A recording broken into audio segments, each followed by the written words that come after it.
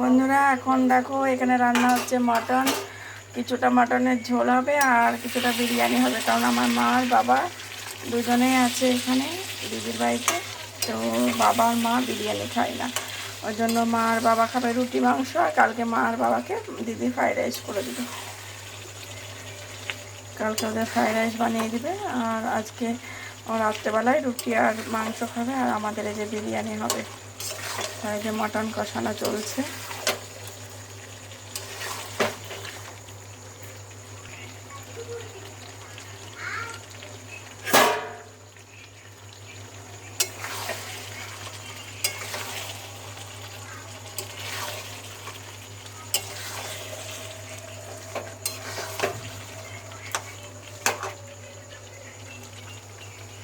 সেলাই করা নাকি পেছন ঠেকু ঠেকু